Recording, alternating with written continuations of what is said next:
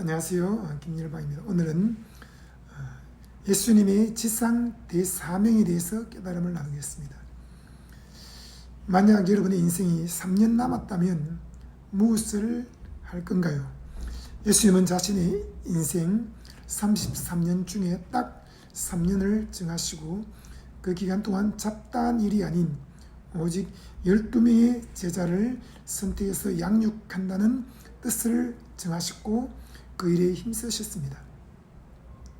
그것은 아버지의 꿈과 비전이었고 지상대의 사명이었습니다.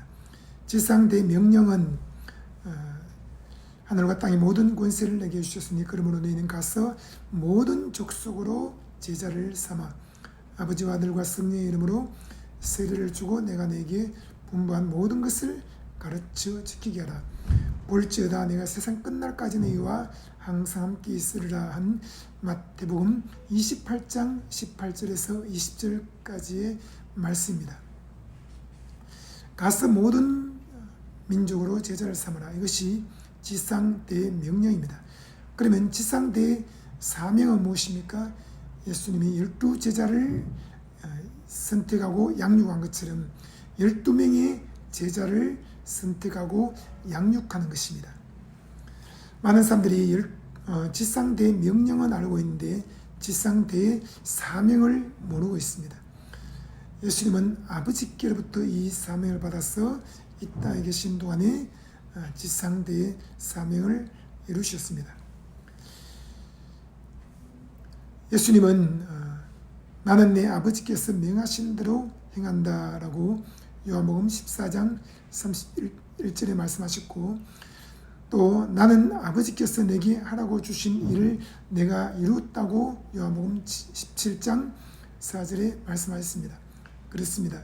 예수님은 아버지께서 보여주신 일을 하겠다고 뜻을 정하셨고 그 일을 행하기 위해 계획적으로 움직이셨기 때문에 단기간의 역사상 가장 위대한 일을 성취할 수 있었습니다. 그것이 바로 12제자 양육이었습니다. 우리는 어떻게 될까요? 첫째, 12제자 양육의 꿈과 비전을 가지고 간절히 기도해야 합니다. 누가복음 6장 12절에서 13절에 이때 예수께서 기도하시러 산으로 가사 밤이 새도록 하나님께 기도하시고 밝음에 그 제자들을 부르사 그 중에서 12를 택하여 사도라 칭하셨다고 했습니다. 여러분 조급한 마음으로 아무나 일꾼으로 선택하지 않습니까? 12제자는 평생 나와 함께 움직이며 일하는 인생의 동반자입니다. 예수님은 12명을 택하신 후에 자기와 함께 있게 하셨습니다. 이에 12를 세우셨으니 이는 첫째, 자기와 함께 있게 하시고 둘째, 또 보내사 전도도 하며 셋째, 귀신을 내쫓는 권능도 가지게 하려 하심이라고 마가복음 3장 14절에서 15절에 말씀합니다. 예수님은 자신의 12제자를 선택하기 위해 기도를 많이 하셨습니다. 여러분은 12제자 선택을 위해서 기도한 적이 있습니까? 혼자가 아닌 이런 12제자와 함께 세상 끝날까지 동행하고 또 땅끝까지 복음을 전한다면 얼마나 행복할까요? 여러분에게는 평생 함께할 12명의 믿음의 동무가 있습니까? 이런 동무가 있다면 바로 천군 만마를 얻음같이 큰 도움이 될 것입니다. 그냥 먹고 마시고 놀러 다니는 사교 모임이 아니라 예수님과 복음을 위해서 교제하며 동행하고 헌신할 수 있는 그런 리더 모임이 있어야 합니다. 이를 위해서 우리는 기도해야 하지 않을까요? 둘째, 능히 제자가 되지 못하는 사람이 있다는 것을 이해해야 합니다. 누가복음 14장 25절에서 27절에 수많은 무리가 함께 갈새 예수께서 돌이키사 이르시되 무릇 내게 오는 자가 자기 부모와 처자와 형제와 자매와 더욱이 자기 목숨까지 미워하지 아니하면 능히 내 제자가 되지 못하고 누구든지 자기 십자가를 지고 나를 따르지 않는 자도 능히 제자가 되지 못하리라고 했습니다. 모든 사람이 제자가 되는 것은 아닙니다. 수많은 무리가 함께 갔다고 기록되어 있습니다. 예수님은 그 중에서 12명을 선택하셨습니다.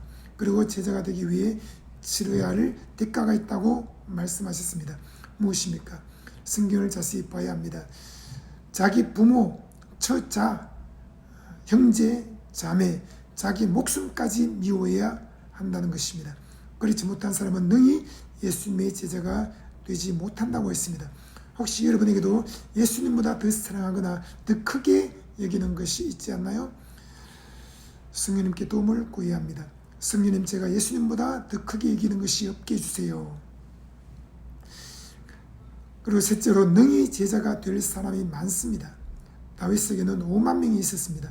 역대하 12장 33절에 스불론 중에서 모든 무기를 가지고 전열을 갖추고 두 마음을 품지 아니하고 능히 진영에 나아가서 싸움을 잘하는 자가 5만 명이요. 우리는 생각합니다. 그렇게 깐깐하게 생각하면 제자가 될 사람이 한 명도 없잖아요. 그렇지 않습니다. 다윗에게는 목숨 걸고 싸울 장수가 5만 명이나 되었습니다. 바울은 우리가 그리스도의 군사라고 했습니다. 영적 전쟁을 해야 한다고 했습니다. 하나님 나라의 장수가 되기 위한 조건이 있습니다. 무엇입니까? 첫째, 모든 무기를 가져야 합니다. 둘째, 전열을 갖추어야 합니다. 셋째, 두 마음을 품지 않아야 합니다. 넷째, 능히 진영에 나아가서 싸움을 잘할 수 있어야 합니다. 다윗은 그런 사람이 5만 명이라고 했습니다. 스불론 중에서 모든 무기를 가지고 진열을 갖추고 두 마음을 품지 아니하고 능히 진영에 나아가서 싸움을 잘하는 자가 5만 명이요. 여러분, 영적 전쟁을 하기 위해서도 하나의 무기만 아니라 모든 무기가 필요합니다. 군대처럼 진열을 갖추고 명령을 따라 일사불란하게 움직여야 합니다. 두 마음을 품지 않고 순교자의 마음으로 온전히 헌신해야 합니다. 군사는 자기 생활에 얽매이지 않아야 하며 능숙하게 싸워야 합니다. 사실 이 모든 것은 내 힘으로 안 됩니다.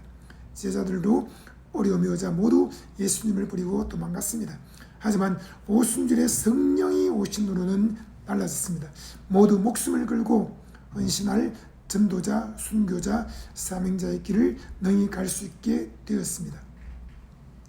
우리도 이러한 성령 체험을 사모해야 됩니다. 그리고 매 순간 성령님께 도움을 구해야 합니다. 그러면 모략의 영이신 성령님이 우리를 다윗과 그의 장수들처럼 강한 용사로 만들어 주십니다. 영적 전쟁의 총사령관은 성령님이십니다. 그분은 우주에서 가장 강한 용사요 전쟁에 능한 여호와이십니다. 시편 24편 8절에 영광의 왕이 누구시냐? 강하고 능한 여호와시요 전쟁에 능한 여호와시로다라고 했습니다. 이런 분이 우리 안에 실제로 살아 계십니다. 바울은 믿음의 아들 디모데에게 너는 그리스도 예수의 좋은 병사로 나와 함께 고난을 받으라고 했습니다. 병사로 복무하는 자는 자기 생활에 얽매이는 자가 하나도 없나니 이는 병사로 모집한 자를 기쁘게 하려 함이라. 디모데후서 2장 3절에 말씀했습니다. 우리는 그리스도 예수의 좋은 병사로 믿음의 스승, 믿음의 아비와 함께 고난을 받아야 합니다. 디모데는 믿음의 스승이자 믿음의 아비인 바울과 함께 고난을 받기로 뜻을 정하고 성령님께 도움을 구하기 시작했습니다. 병사로 복무하는 자는 자기 생활에 얽매이지 않아야 합니다. 병사로 모집한 자를 기쁘게 해야 하는 것입니다. 우리 모두는 그리스도 예수의 좋은 병사가 되어야 하겠습니다. 예수님은 그런 병사로 함께할 12명의 제자를 선택하셨습니다. 그것은 예수님 자신에게서 난 생각이 아니라 아버지가 준 사명이었습니다. 이것을 지상대의 사명이라고 합니다. 12명의 제자를 선택하여 양육하는 것은 아버지의 뜻이고 예수님의 뜻이고 성령님의 뜻입니다. 아버지의 꿈과 비전이고 예수님의 꿈과 비전이고 성령님의 꿈과 비전입니다. 그것이 우리에게 또 주어진 것입니다. 우리 안에 예수님이 오셨습니다. 그러면 우리 안에 계신 예수님은 아버지의 뜻을 따라서 우리를 통해서 또 12명의 제자를 선택하고 양육하기를 원하시는 것입니다. 그래서 한 사람이 12명을 양육할 때 그 12명에게 성령이 임하는 순간 그들 속에 계신 예수님이 또 한 사람당 12명을 양육하게 되므로 144명이 되고 또 그 144명에게 성령이 임하는 순간 예수의 영이 그들 속에 임했기 때문에 또 그들도 12명의 제자를 선택해서 양육하게 되면 1700명이 되고, 그 다음에는 2만 명, 30만 명, 290만 명, 30만 명 이렇게 늘어나게 되는 것입니다. 이것이 곧 지상대의 사명입니다. 여러분, 지상대의 명령은 선교를 통해서 개인 전도나 또는 대행 전도 집회를 통해서 이루어지게 됩니다. 그리고 또 우리는 책이나 방송, 또 노방전도, 수많은 방법을 통해서 모든 때 모든 사람에게 모든 방법으로 복음을 전파하게 되는 것입니다. 하지만 온천하 다니며 만민에게 복음을 전파하는 것만큼 중요한 것이 바로 지상대의 사명입니다.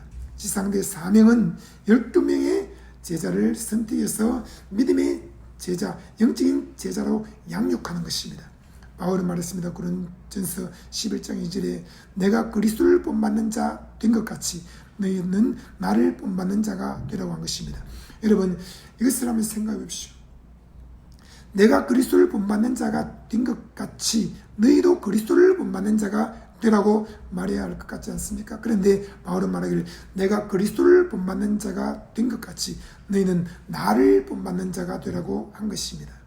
내가 그리스도를 본받아서 그리스도의 복제물이 된 것처럼 너희는 나를 본받음으로 그리스도의 복제물이 된다고 말한 것입니다. 여러분, 이것이 곧 셀의 의미고 번식을 하고 세포 분열을 하는 것을 의미합니다. 지상대의 명령을 기억하고 있습니까? 오늘은 지상대의 사명을 꼭 기억하십시오. 지상대의 명령, 가서 모든 민족으로 제자를 삼으라.